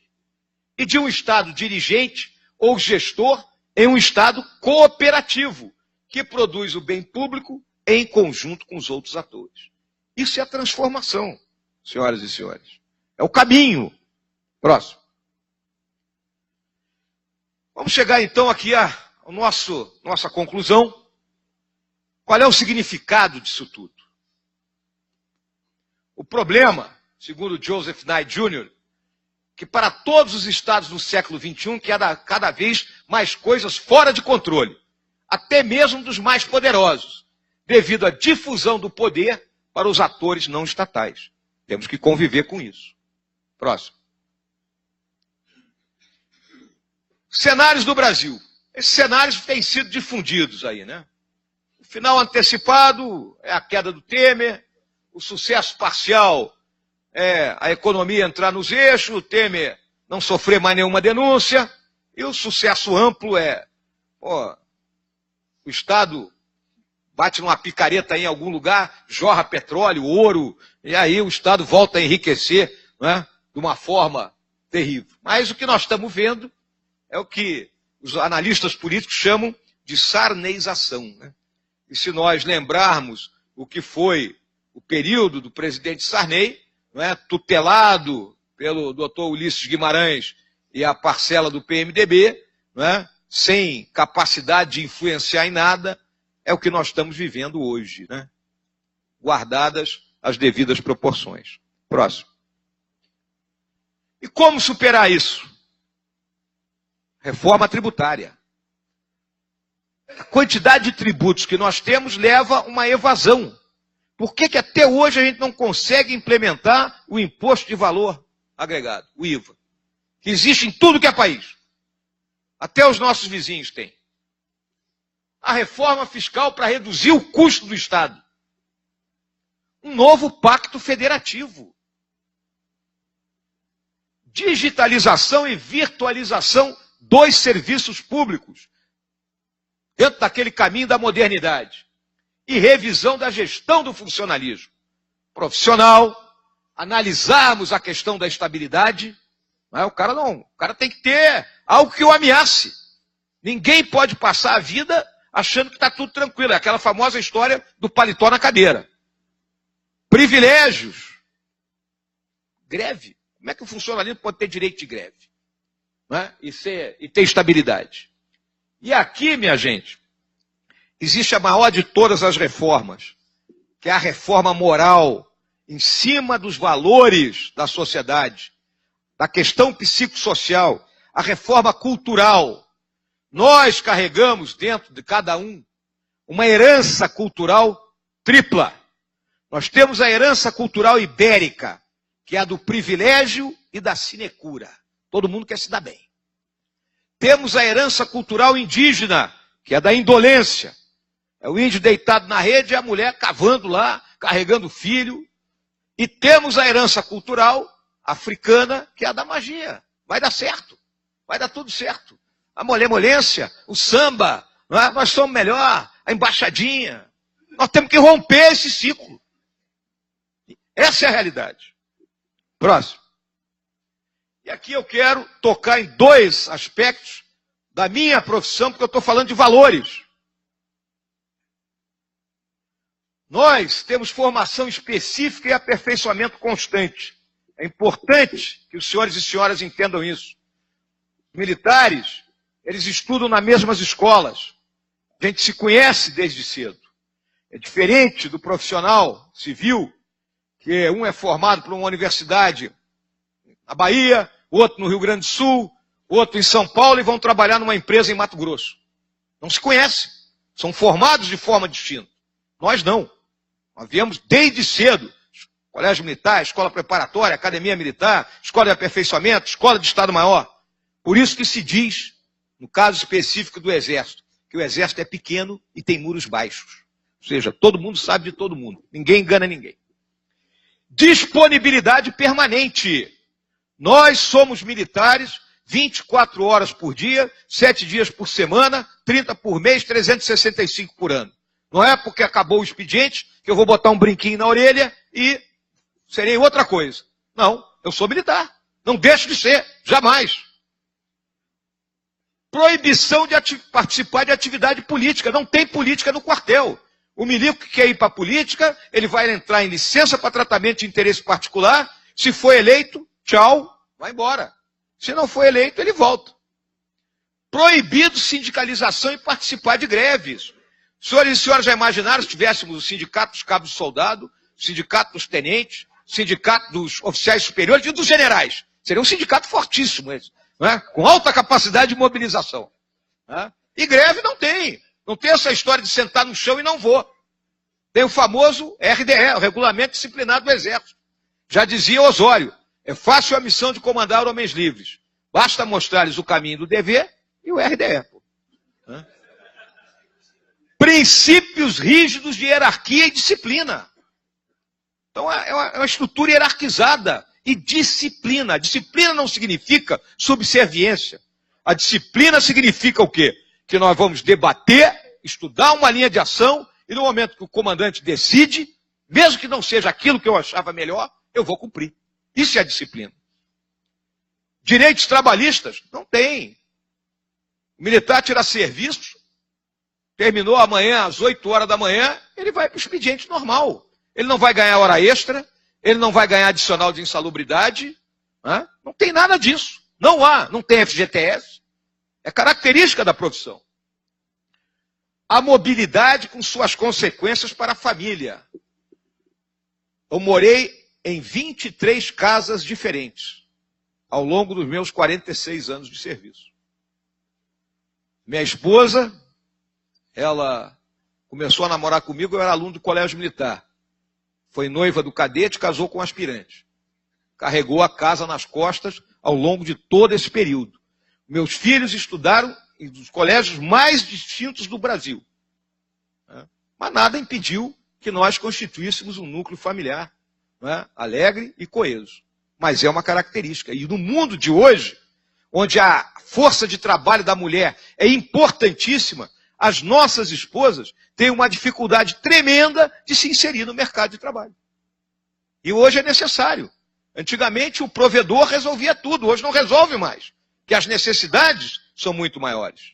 Agora mesmo, meu neto mais velho fez 14 anos, queria um computador gamer. Pô, que diabo de computador gamer? R$3.000. Eu digo, pô, como é que é possível isso? Antigamente, quando o cara fazia 14 anos, ele ganhava um livro, um joguinho, e estava muito satisfeito. Dedicação exclusiva. Milico só pode ser milico. Nós não podemos ter outra profissão. Só tem 2 grupos no estamento militar que pode trabalhar fora.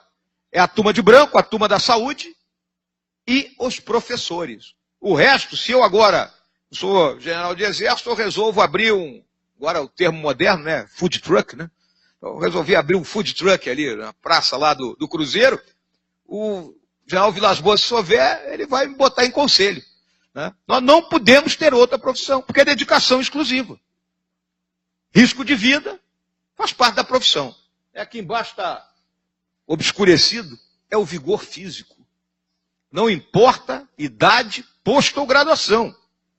Nós somos submetidos a teste físico e temos que estar em excelentes condições. Faz parte da profissão.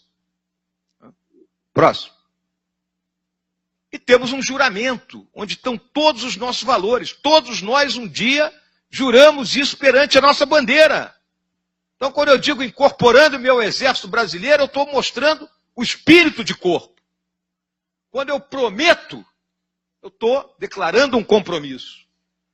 Cumprir as ordens das autoridades. Está aqui a disciplina. Respeitar os superiores hierárquicos. Está aqui a hierarquia. Tratar com afeição os irmãos de arma, camaradagem. Com bondade os subordinados. Volta e meia falam que nós não somos, somos truculentos. Aqui todos nós juramos a dignidade da pessoa humana. A dedicação, dedicar-me inteiramente. O patriotismo a quê? Ao serviço da pátria. O senso de missão, cuja honra, integridade e instituições, o quê? Defenderei. E a abnegação, com o sacrifício da própria vida. Então, minhas senhoras, meus senhores, a gente nunca se acha melhor do que ninguém, mas podem ter certeza que os militares constituem um grupo especial de homens e mulheres. Próximo. E, finalmente, eu deixo como mensagem, como guerreiro de selva, 5 anos de Amazônia, uma das leis da guerra na selva, que eu considero fundamental nos tempos difíceis que estamos vivendo. Temos que aprender a suportar o desconforto e a fadiga sem nos queixarmos e sermos moderados em nossas necessidades. E podem ter certeza de uma coisa, foi muito claro, o que foi dito aqui pelos nossos companheiros da mesa. Nós vamos vencer. Nós somos maiores que isso tudo. Nós vamos ultrapassar isso. Porque o conjunto do povo brasileiro, ele é melhor que esse bando todo. Tenham confiança. Muito obrigado pela atenção.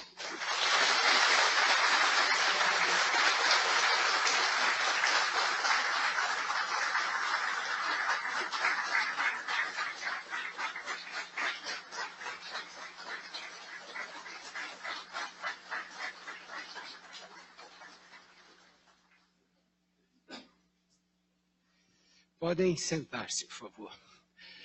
Eu pediria aos componentes da mesa, por gentileza, que retornassem aos seus lugares, para que nós possamos dar continuidade respondendo às perguntas da plateia.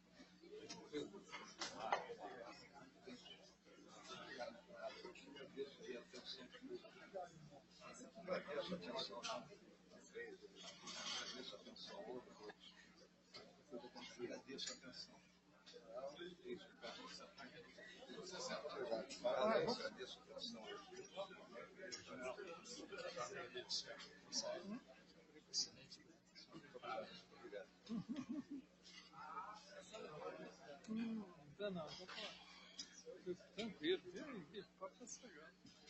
Não isso comigo, não.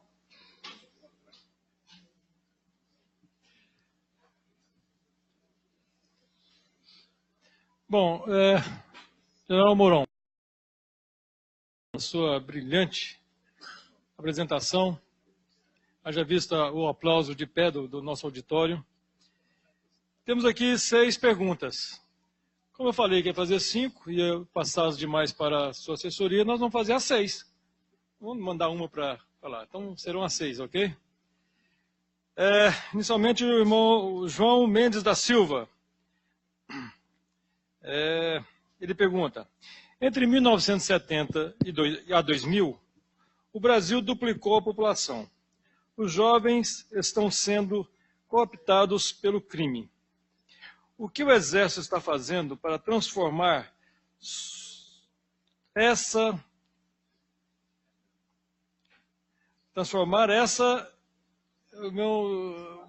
situação em patriotas? Já que a família e os políticos não fazem? Se você conseguiu compreender, eu posso repetir. Entendi. Entendeu? Entendido. Agradeço aí a pergunta, né? Vamos fazer uma digressão aqui. Desde que a gente ingressa na força, né? E quando nós chegamos nos quartéis ali, como jovem, eu cheguei como aspirante em Cruz Alta, lá no interior do Rio Grande do Sul, aos 22 anos de idade, e aí você se depara com aquela rapaziada que na época eram 3 anos mais novos do que eu, 19 anos tinham, né? Grupo que incorporava ao Exército. E nós temos um sistema de instrução militar. Esse sistema ele trabalha tanto a parte, digamos assim, operacional, né, de transformar aquele rapaz num soldado, como trabalha na parte dos valores, né, daquilo que nós chamamos da área afetiva. E esse é um trabalho constante, que é feito pelos oficiais, pelos sargentos, né. Ele tem uma série de palestras, né, digamos assim, de reuniões, né, onde são debatidos esses temas, onde se procura transmitir ensinamentos que vão desde a própria história do país, da história da unidade a qual ele está pertencendo, né, discutindo sobre a cidade, sobre o Estado. Né. Então existe toda uma transmissão de conhecimento para essa juventude. Agora, é óbvio que o Exército tem as suas limitações, né? Se nós fôssemos um exército de 1 milhão de homens, nós atingiríamos um público muito maior. Mas hoje, o que ocorre? Né? Nós incorporamos anualmente em torno de 70 mil jovens. São esses que fazem o rodízio dentro da força.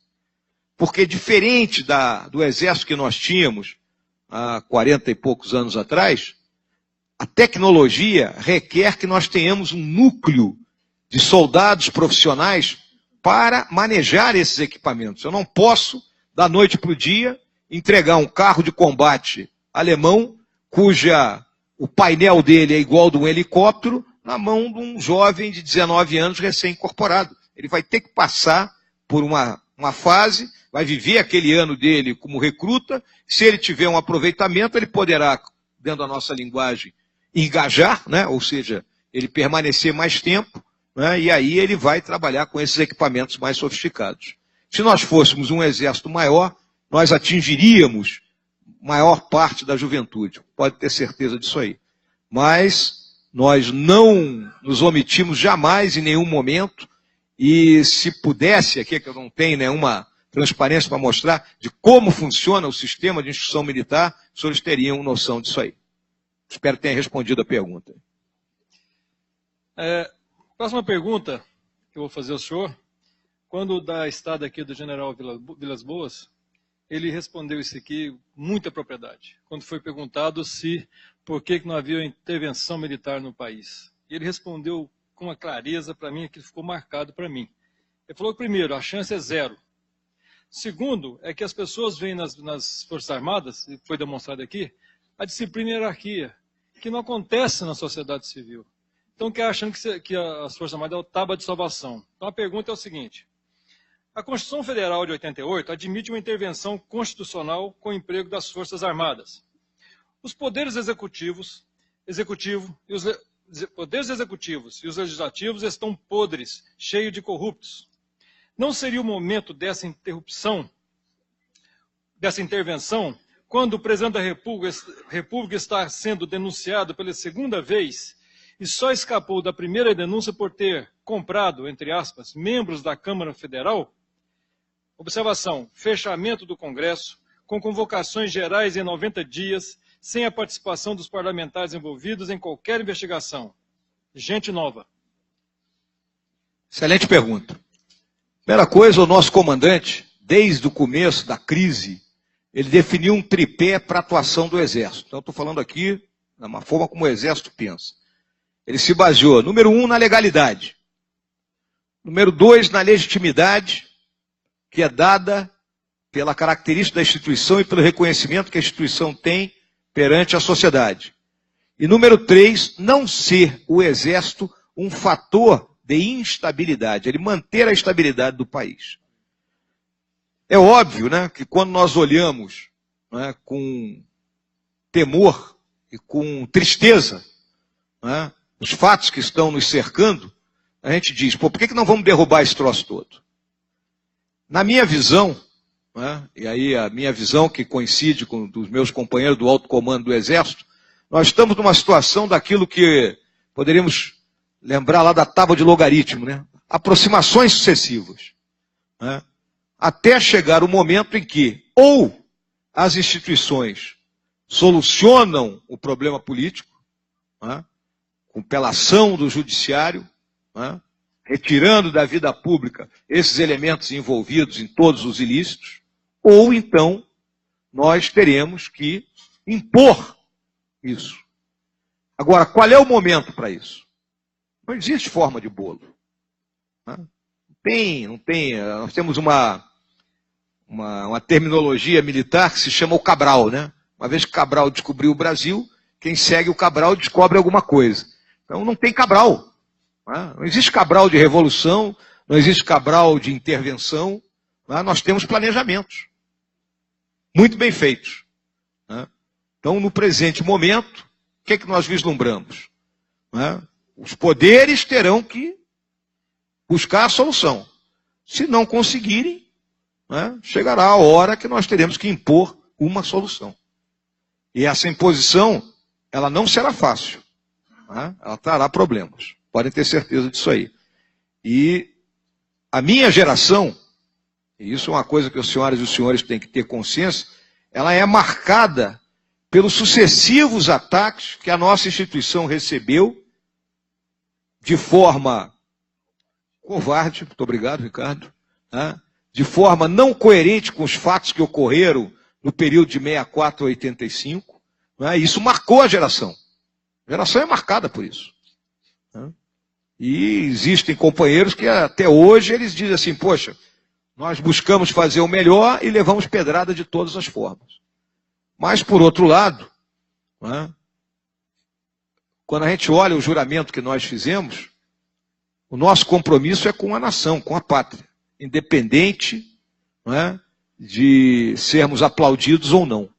O que interessa é termos a consciência tranquila de que fizemos o melhor e que buscamos, de qualquer maneira, atingir esse objetivo.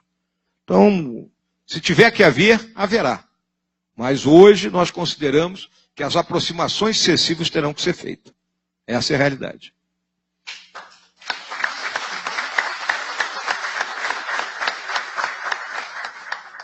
A próxima pergunta tem muita relação com essa que o general acabou de explicar. Irmão Hannes Kozlovski, você está satisfeito com a resposta? Que é basicamente o mesmo assunto, tá ok? Muito obrigado. Antônio Carlos Benício. Senhor general, na sua visão estratégica, como o senhor visualiza a questão da água no contexto mundial? A pergunta. Bom, eu toquei aqui na questão das guerras climáticas, né, e falei ali no esgotamento das fontes, né, coloquei fontes de energia. Né, a água, ela não deixa de ser também uma fonte de energia. Nós aqui no Brasil temos água em abundância, apesar de estar faltando em alguns lugares, né.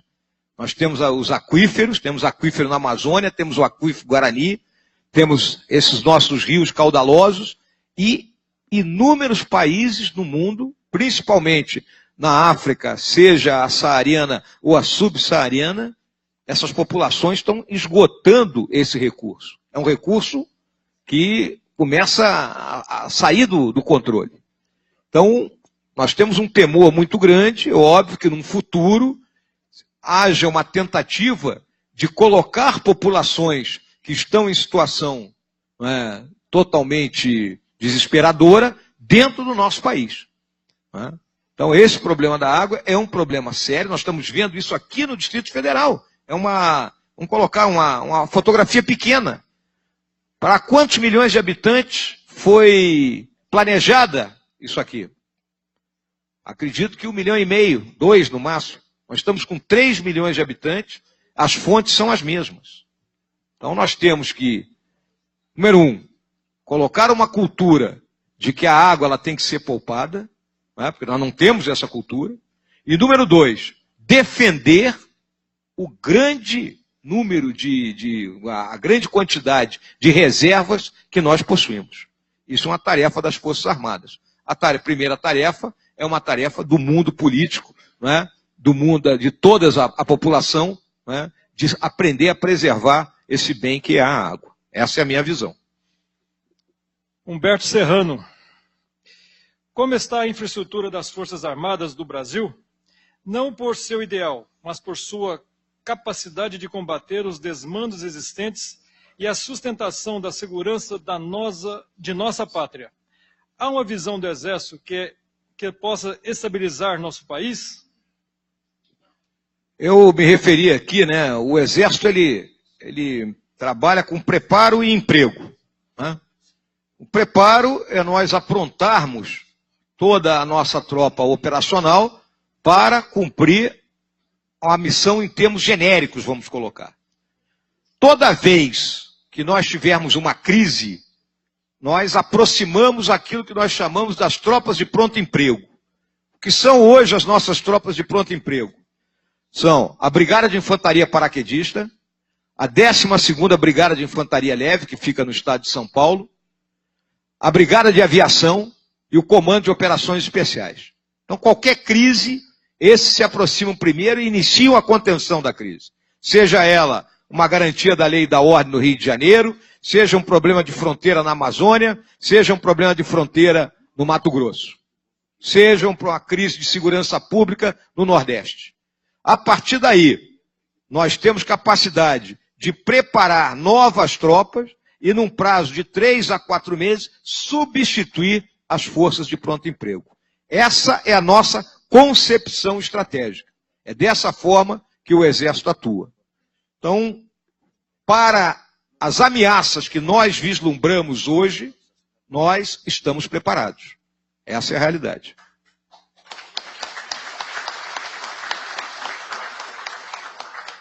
E a última pergunta, do irmão Ricardo Mussi. Embora sejamos totalmente a favor da paz, no mundo atual, uma nação não dispor de arma nuclear e com isso o poder de dissuasão não é uma temeridade? Não resta a menor dúvida, né? Isso aí ocorreu lá no governo do presidente Collor, quando o Brasil, né, assinou o Tratado de Não Proliferação Nuclear, se fechou lá o campo de prova de cachimbo e nós, né, perdemos essa capacidade, né, essa produção. Apesar pelos trabalhos que a Marinha vem fazendo para o submarino nuclear, nós, em futuro muito próximo, temos condições de dominar todo o ciclo nuclear. E aí, senhoras e senhores, veem que a questão da Coreia do Norte, um país, se nós formos olhar no Concerto das Nações, totalmente insignificante, com uma população submetida, né, a uma ditadura feroz, mas ele tem a sua arma nuclear. E esses exercícios que ele vem fazendo, nada mais é do que aquilo que nós chamamos de dissuasão. É para mostrar que ele tem capacidade de chegar a um gigante, ele tem um canivete que ele pode enfiar na barriga do gigante e o gigante vai sangrar. Nós há muito tempo lutamos, né, dentro da nossa marinha, principalmente, pelo submarino nuclear, pela capacidade de dissuasão que ele apresenta, e principalmente, se ele for dotado de armamento nuclear, né, ele se torna uma arma extremamente poderosa. Então, a realidade é que, se nós abandonamos isso, nós oferecemos um flanco. Né? Essa é uma realidade, não tem como contestar isso.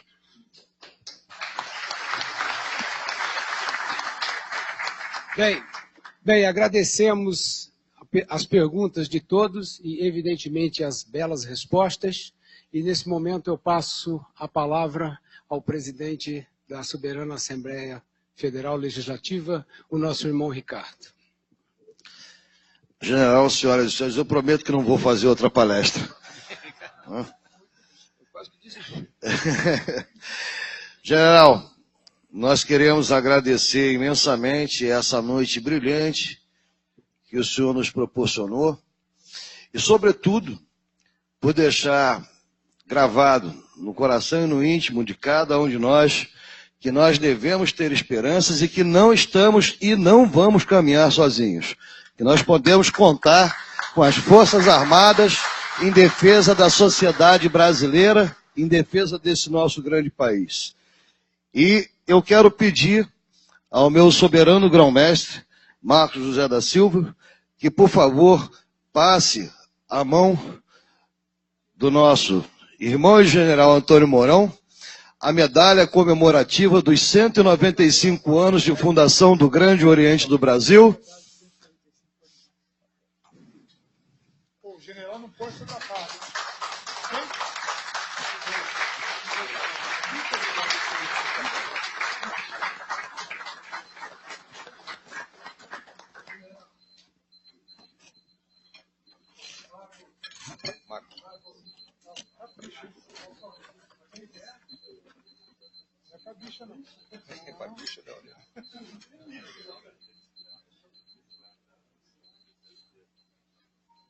Ato contínuo, eu peço ao nosso presidente honorário da Soberana Assembleia Federal Legislativa do Grande Oriente do Brasil, irmão Múcio Bonifácio, que faça chegar a vossas mãos o conjunto de louça comemorativo aos 195 anos de fundação do Grande Oriente do Brasil. General, o Grande Oriente do Brasil comemorou recentemente 195 anos. E é uma organização que respeita muito o Exército Brasileiro. Então, essa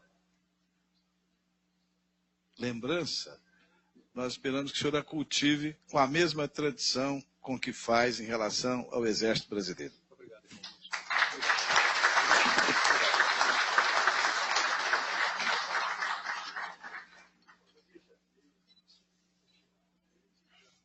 Ato contínuo, eu peço ao nosso grão-mestre do Distrito Federal, irmão Lucas Gaudiano, e ao meu grão-mestre Edmo Muniz de Pinho, grão-mestre do Grande Oriente do Brasil no estado do Rio de Janeiro, que entreguem ao nosso irmão e general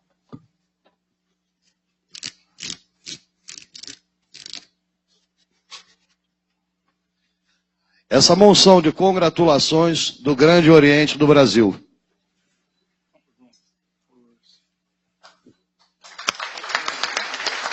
Coronel, é um prazer e uma honra muito grande, em nome da nossa Assembleia Federal Legislativa, essa homenagem ao Exército Brasileiro e na sua pessoa, general. Muito obrigado. Muito obrigado.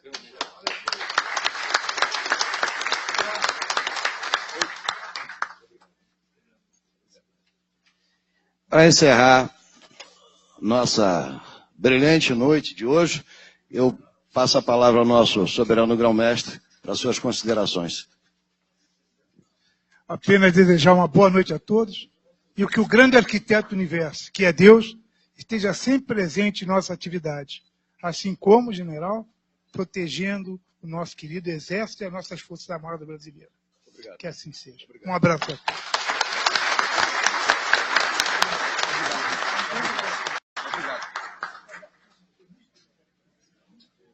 Estão todos convidados ao coquetel que nós estamos oferecendo em homenagem ao nosso irmão e general no nosso salão de eventos. Por favor, pode se dirigir até lá. Muito obrigado.